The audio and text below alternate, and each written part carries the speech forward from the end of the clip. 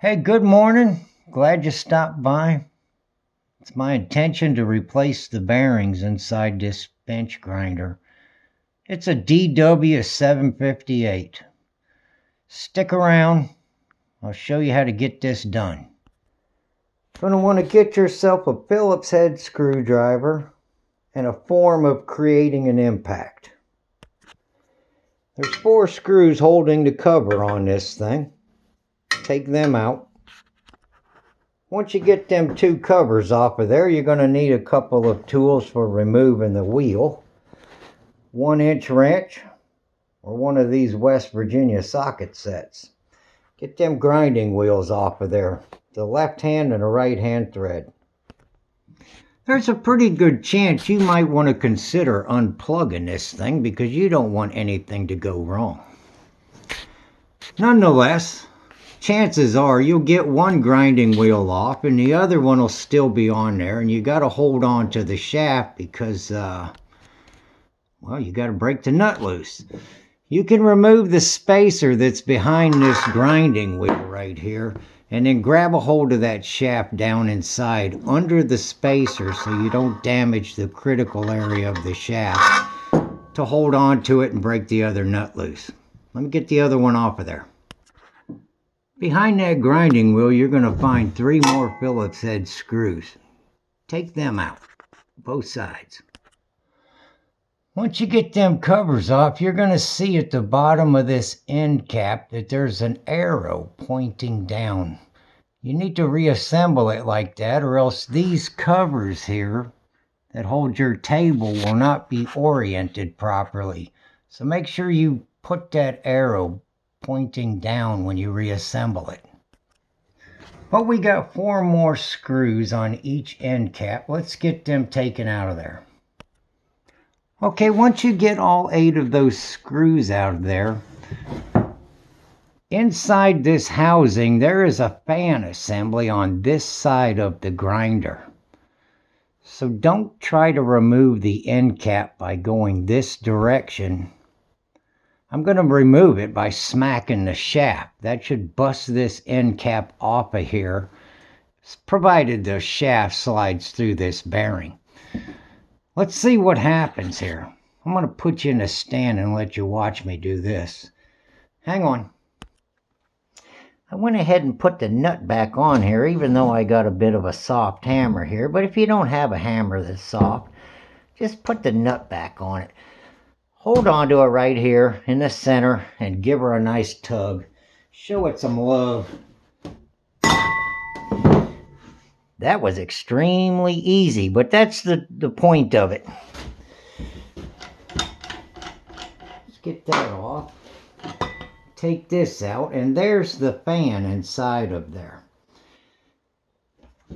At this point, we ought to just be able to go this direction and remove the shaft from this end cap. Let me get them removed. In order to get the end cap off the other side of this grinder, we ought to be able to just tap it with the handle of our hammer here. You know, be careful.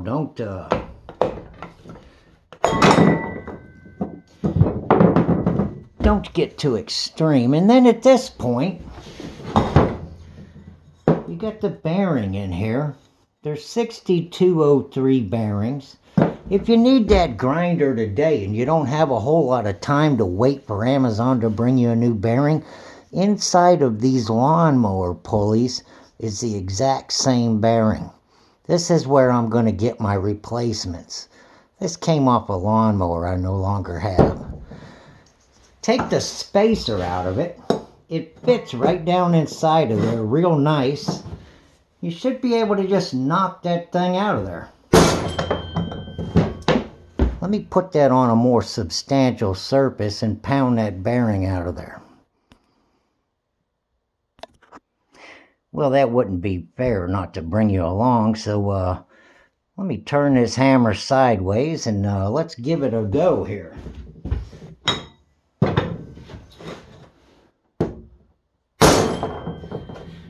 Come on, baby. One more. There you go. Bob's your uncle. put the new bearing in it the opposite way. Go ahead and hang on to these old bearings. I mean, it ain't good enough for your grinder, but it might be good enough for a lawnmower.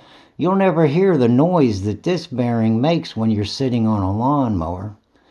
Hang on to it. Now, the way you want to take the other bearing out, remove this end cap, just clutch that thing in there somewhere nice and, you know, tap that guy out of there. It's not going to take a whole lot to get that bearing out of there. All right?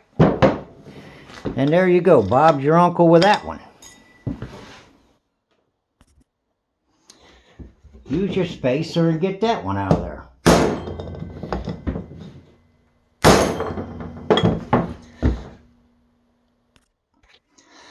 Now, when you get to the time where you decide you got to put them bearings back in there, this end cap isn't made of, you know, the strongest material in the world. So just make sure it's level and flat and tap her on down in there.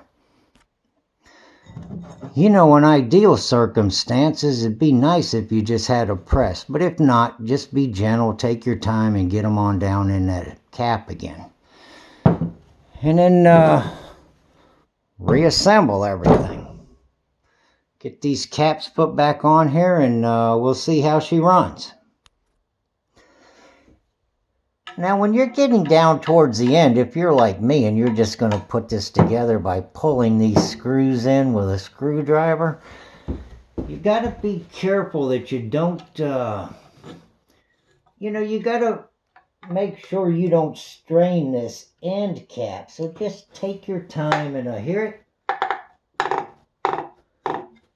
And work that cap back on there. It'll keep you from having to bust on it with a hammer. When you get all done, you might have to tap your shafts and get the load off of those bearings. Get that thing all settled back in. Let me get it together. Okay, got that thing put back together. Let's see how she sounds.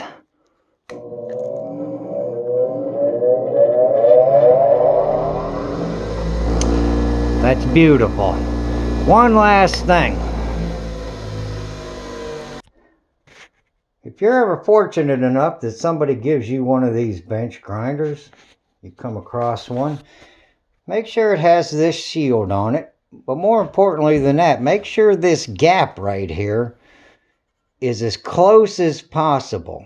I've seen people get their fingers pulled down inside of there and grind off the end of their finger in a matter of seconds. So keep that gap as close as you can. All right, I hope that helped. I'm sure this little procedure is similar to any of these bench grinders.